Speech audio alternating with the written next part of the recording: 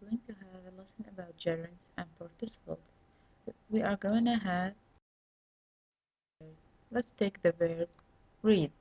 Read is a verb stem. Let's take examples or put the verb read in several sentences. He reads novels daily.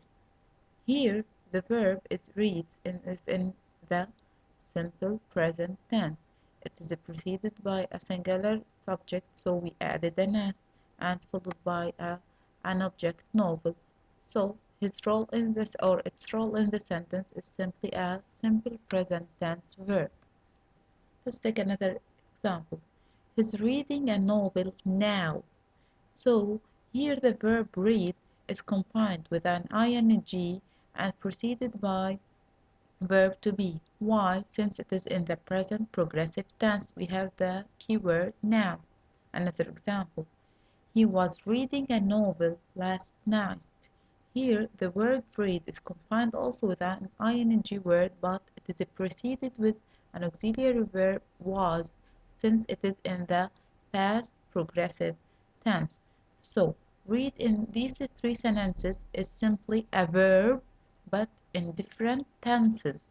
Now, let's come to the reading is his joy. Here, let's have a look over reading. Where is reading?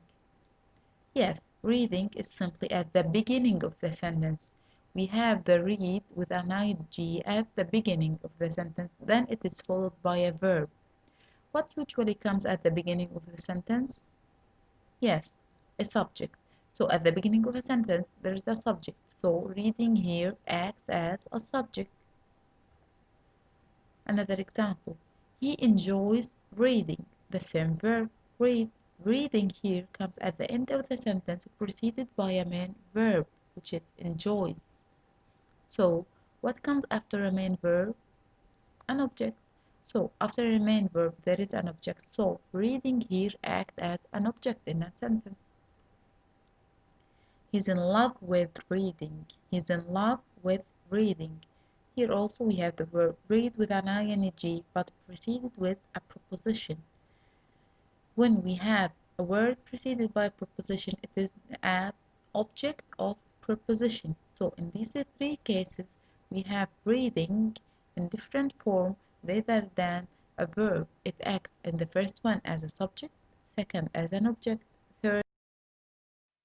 So an ing verb may be a verb if it is preceded by a helping verb in progressive tense, a noun in case it is a noun as a subject if followed by a verb, a noun as an object if preceded by a main verb, and an object of preposition if preceded by a preposition.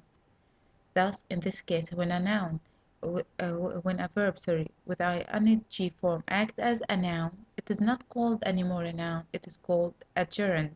So, when a verb acting as a noun, it is called a gerund. Let's take another example. Now, let's see this sentence. We saw her reading. Here, the verb reading is not preceded by an auxiliary verb, nor main verb, nor followed by a verb. It was preceded by the word her. Her here in this sentence acting as an object. What comes after an object here? An adjective. We saw her reading. How did you see her? We saw her reading. So here reading came as an adjective describing her situation. Reading with passion, she was away from all the chaos around. Here the word reading is at the beginning of the sentence, yet it is not followed by a main verb or an auxiliary verb. It was followed by with, which is a preposition. So if the ing word combined with a preposition, it acts as an adjective. She was away from all the chaos around. When or why or how, reading with passion. The reading passage is long. Here reading was preceded by an article the and followed by a noun passage. In this case, when it is preceded by a noun and by an article, and followed by A noun, it is an adjective. Form of verb can also be an adjective if it is preceded by a main verb and followed by a noun, if it is preceded by an object, if it is combined with a preposition, and if it is followed by a noun and preceded by an article. So, when an ing form of a verb acts as an adjective in a sentence, it is called now participle. An ing verb can be a verb if it is preceded by verb to be as a progressive one, can be a noun, so it is called a gerund. When it is an adjective, it is called a participle. Okay, so there are three types or three usage of ing form of a verb. It can be a verb if it is in progressive tense preceded by verb to be. When it acts as a noun, it is called a gerund. When it acts as an adjective, it is called a participle.